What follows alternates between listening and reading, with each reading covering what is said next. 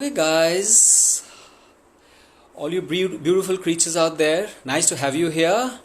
And it's such a unique thing, this one, and I'm sure we will all struggle with this until we get it right. Okay, and I think it's such a wonderful, wonderful way to get across. And I see so many friends joining in, my wife joining in. Hello, wifey. I'm just waiting for Bina to come in and then we are ready to go. Just one sec. Okay.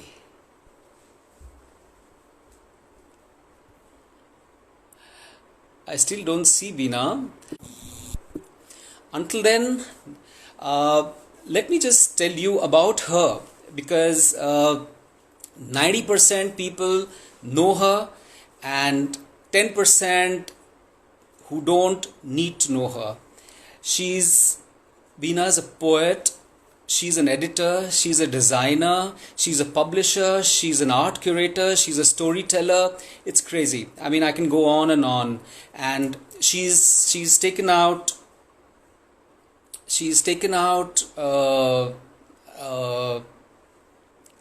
three books, two books, and a third one is on the way. And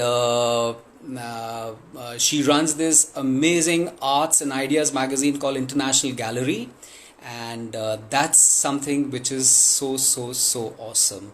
And one of the great things is her first book, Fuse, which was a huge hit, was translated into Chinese, and that's incredible. And it's also taught in a number of universities in USA. So I mean, and I've not even covered half her accomplishments. So now let's see where Bina is and we will get her on. One sec. So in the meantime, let me tell you about how things are going here. Like for all of us, we are incarcerated, but it's fun in its own way. I've learned so many new things. I did not know it was so tough to majo bartan, and I didn't know it's quite time consuming to dust around, and the more curios you have in the house, more difficult it is. Oh my god, now I know why my wife keeps saying don't buy so many things to put around, don't buy so many things to decorate the house. I know now exactly, and I'll now encourage her to discourage me to buy new things. So that's a new learning. And I've joined, this is the National Poetry Month, so I've joined a whole lot of places where they give these prompts, and these prompts are where you write poems on. So things very unusual. So one of the prompts was, what does your body say to you? Now, that's not something which you generally write a poem on, do you? I mean, right now, of course, if you ask me, the only thing which I know is what does my wife say? And she says, "Bartan fir achhe nahi dhoye." But then when you have someone asking you what your body says, it's something so interesting. Okay. While we are waiting for Bina, let me read a poem for you.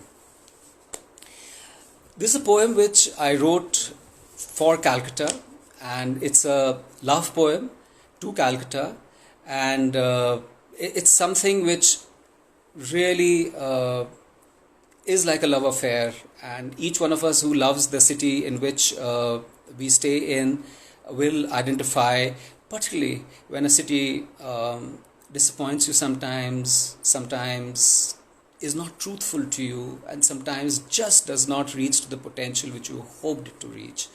It's called Calcutta, a lover's epitaph. There is no other place for me.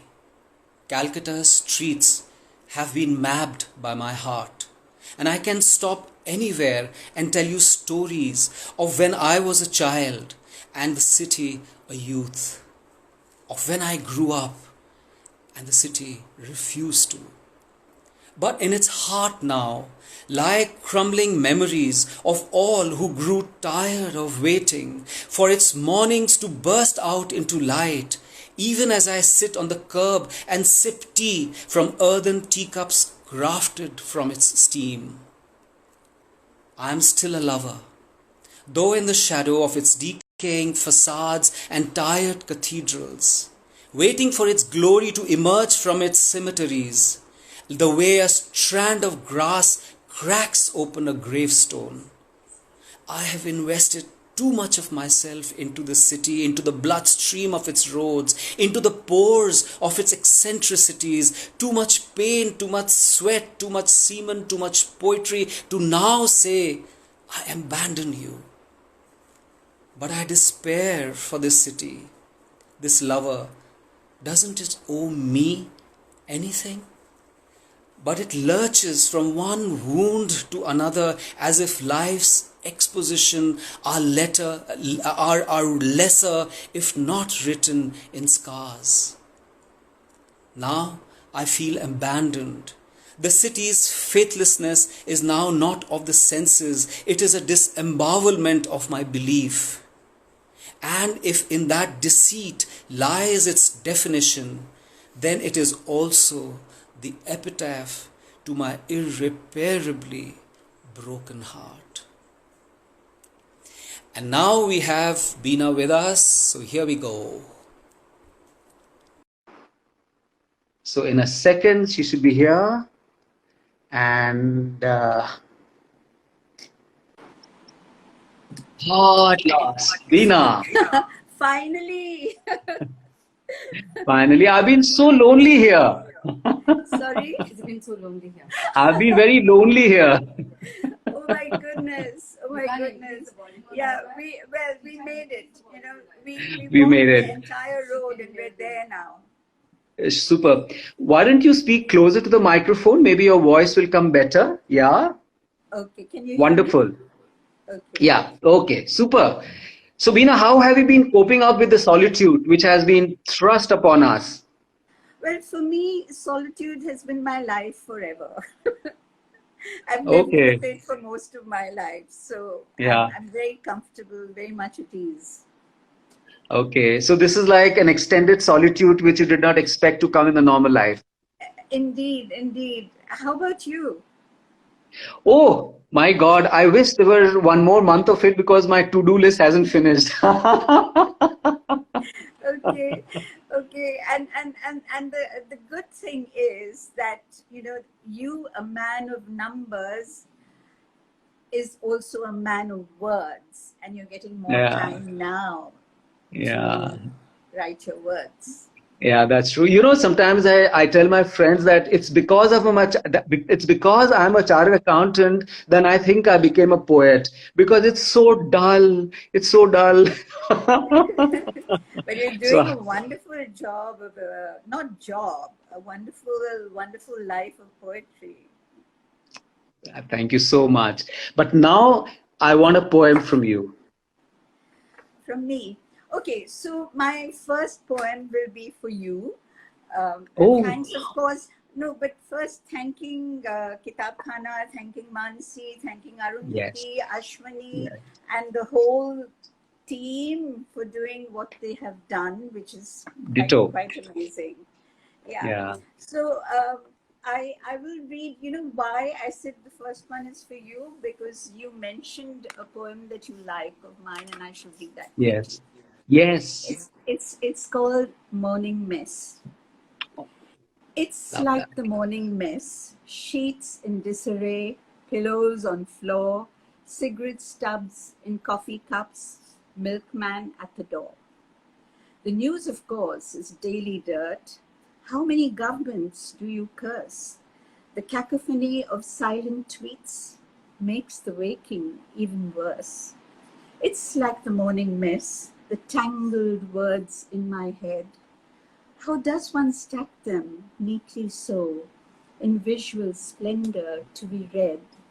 This was in this book of mine, my first book. Oh, this is absolutely amazing. This is absolutely amazing. Tell me, what is poetry to you, Bina? I mean, is it a release or is it an unraveling or is it a pleasure?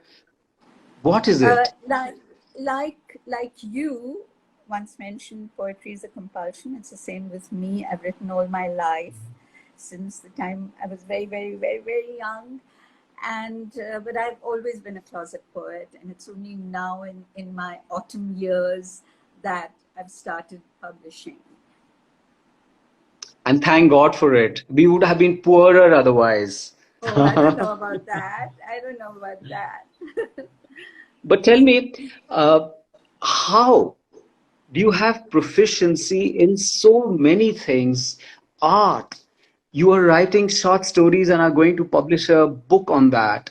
You edit, uh, publish, design a magazine. Uh, I mean, you're interested in travel. I mean, there's so many things I can go on and on. So, what is the connect, and how do you manage all of it? And I mean, is there a artistic connect, or is it just your love for these things? Yeah, I think I'm insane. I'm probably insane. Sorry, say that again. I said I'm probably insane. But then all creative people are. I don't know how else I can do it.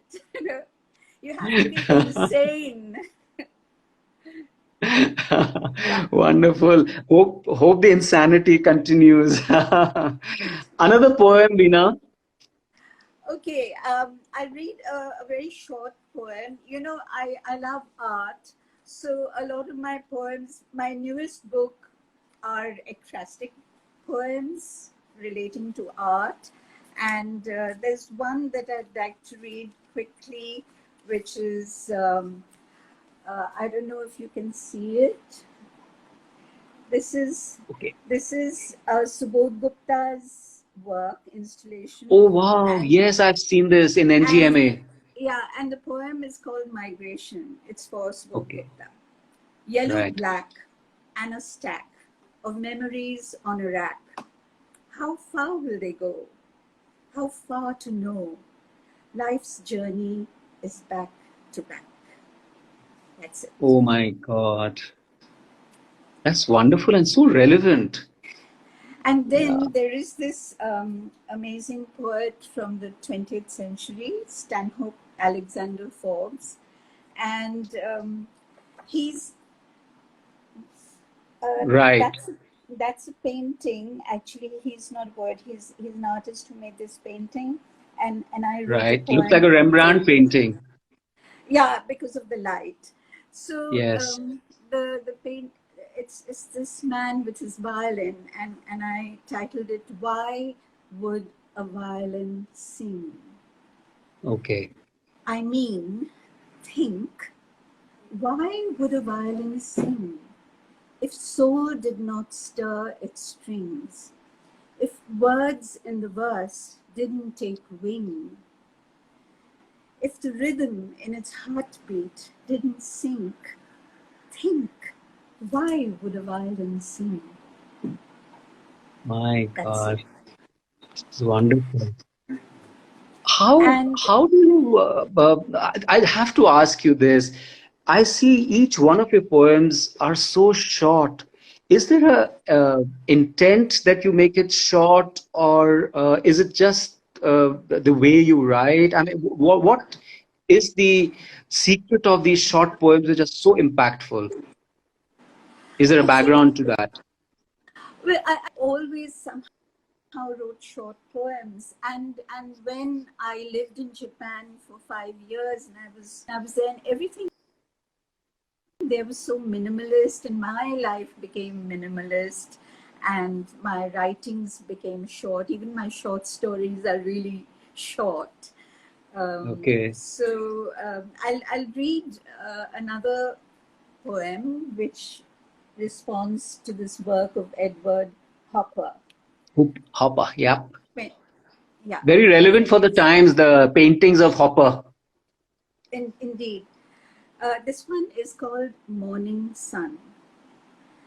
Morning sun streams in through my window like soft silk, stirring the sluggish morning mind with its 7 o'clock persuasion. Wake up, it says, before the day unfolds. with its prescribed schedules. Wake up and sing an unsung song. Oh, wow. Love That's it. it. Love it. You must have spent So, some time in combining the paintings with the poems to get the right imagery for that. yeah, it happened over the years because I'm always into the visual arts and I'm always reading and writing. And my magazine that I publish is all about the arts. Like this one is Yes. entirely on Japan. This one Wow. is book of poetry and art and poetry. Right. And so all my life it's been just this. All Okay. my, yeah, most of my life. But so fulfilling that the work which you do is the things which you love doing. I mean, nothing better than that. Yeah, I think we are very privileged and we're very blessed, and I have no complaints about anything in life. The only complaints I have are about what's happening now in our country, what's happening in the world, and it's not impacting me as much as it's impacting the people on the road, the daily wage workers, the migrant workers. So that is overwhelming. I agree. It's just that. It So truly I is. want to know if you will read something now. Okay. Okay, let me tell you something. And it's something unusual and unusual, if you know what I mean. And I'll tell you the reason why I'm mentioning it also is I've started a poetry podcast. Oh And yes, yes, yes. I meant to ask you. I'm sorry. I'm sorry. Yes, no, no, yes. no, no, no.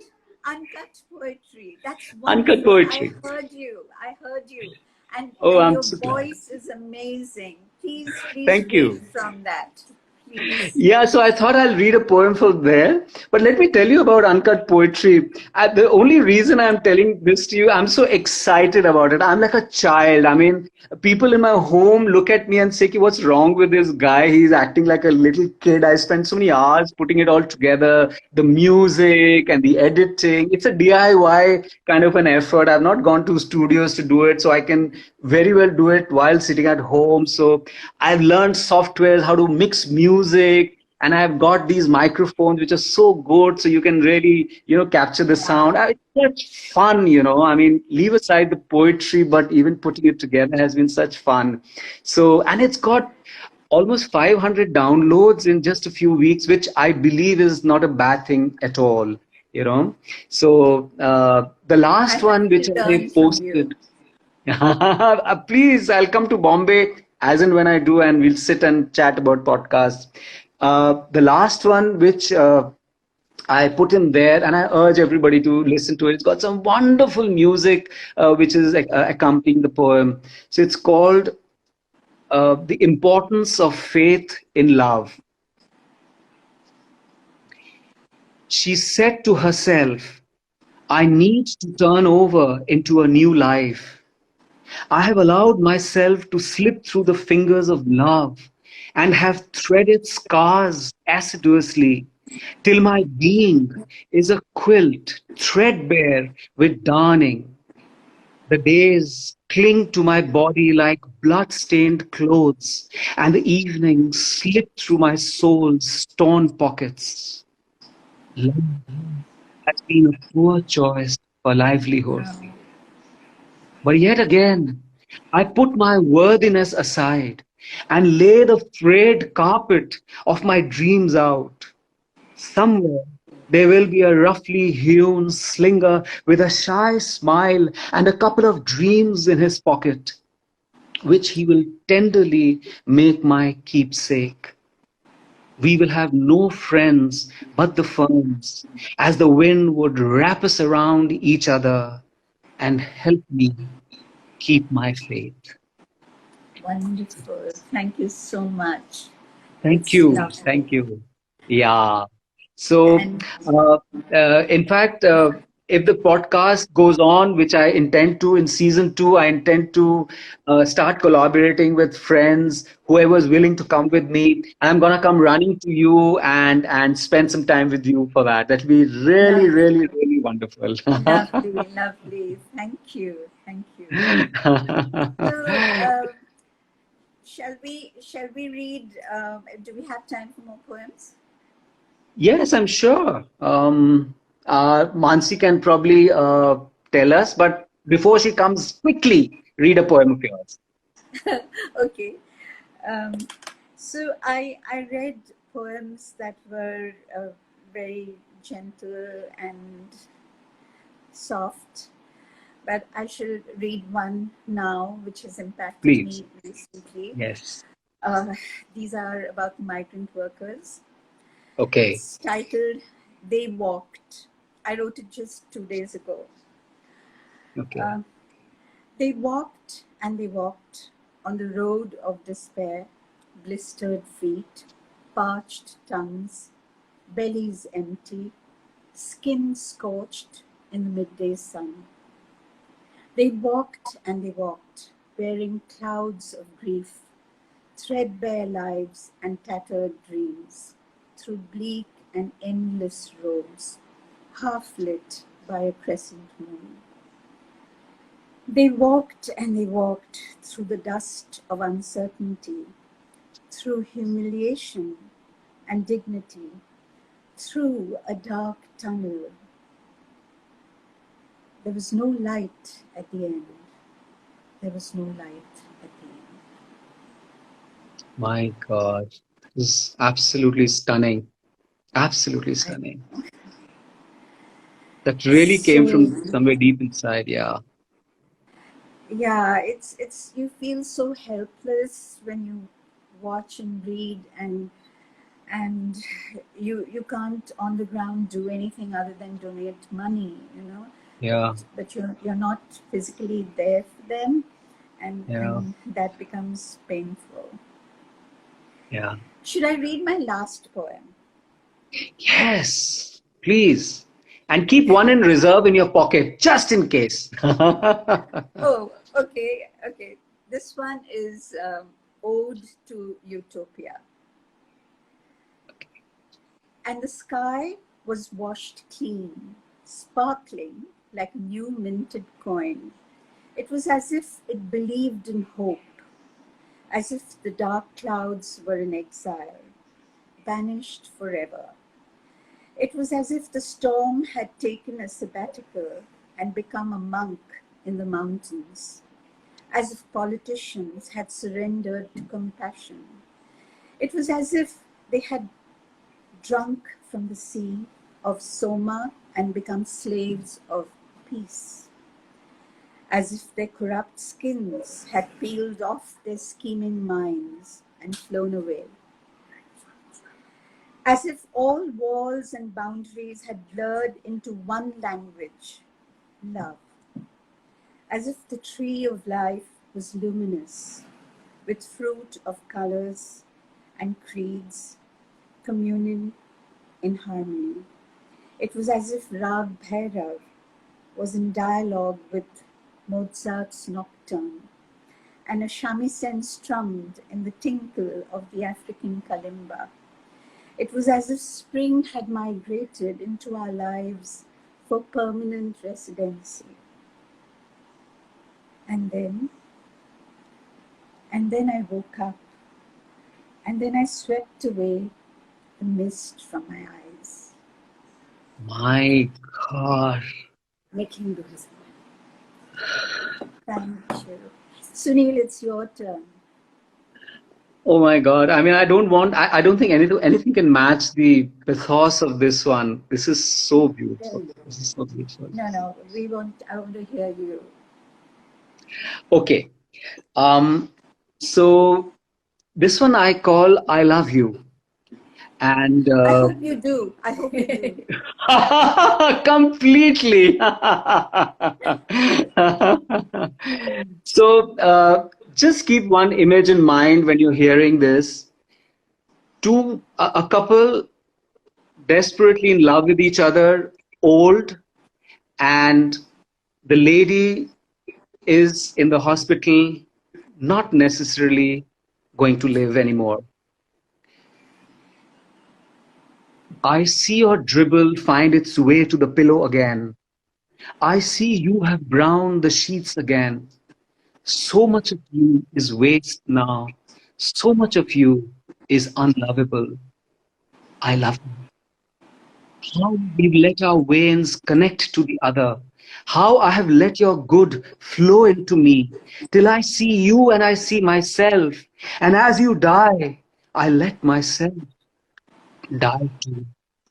I, maybe the sun hasn't always been kind to you. Maybe I have crushed your flowers too often before they bloomed. I have seen glass breaking and you holding your hands up helplessly to me. I love you. We have stumbled on straight roads. We have fought for winter in the middle of spring. We have carved scars without words. We have feasted on each other's blood and tissue. I love you. I have been mayhem in the midst of calm. I have trusted the world against your word. We have lost our stories as we entangled in each other's tales. So much of us is in pieces. So much of us is a ruin. I love you. And I feel this rush of breeze. Has someone come to take you away? Oh, we loved the other because of a secret you and I knew. The healers of broken wings are the hands which have broken them into two. I love you. Beautiful. Thank you. Sunil, that was beautiful. Another one? Oh, another one. Are you serious? Why I not? want to. Okay, let me see. Um, okay, here goes. You sure you don't have one which you can give us? I do, but after you. Here's the top search result. Okay, fine. Here he goes. So this one is called She of the Gentle Grace. I now know why every day things get worse between us. I come to you with the accumulation of a million yesterdays compressed into one weary feeling, such that every morning I wake up with the memory of aches without details. How tragic it is to be a career of forgotten slides and scars whose history is obliterated, but whose chases blight every dawn.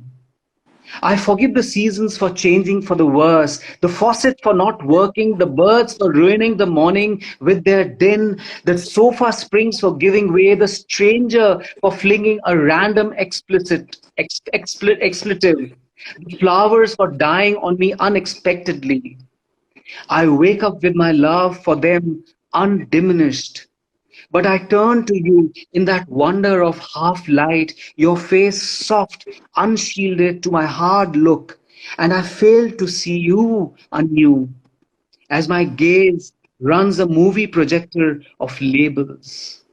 I remove your flung arm from around me, your trusting head from the nook of my shoulder, still not knowing the secret of your bliss behind your hurt, that gentle grace which finds any reason to forgive. Thank you. Wonderful. Thank you so Thank much. you. Thank you. Thank you. And Sunil. we end with yours now. Are you sure? Of course, come along. Okay. I love trees. So I shall read a poem about a tree. Okay? I shall end A with tree. that. A tree. I Okay. am a tree. A tree lives inside me. Its cloistered roots anchor my nomad mind. Its gnarled trunks hold my spine. Its branches stretch into the hidden sky of my ruminations. Its leaves are green words that sing songs of enchantment. when stirred by the breeze of new beginnings that drift through my blue veins. Its precious fruit is plucked and peeled for untold narratives. A tree lives inside me. I am a tree. Oh, this is so wonderful. This is That's it. so wonderful.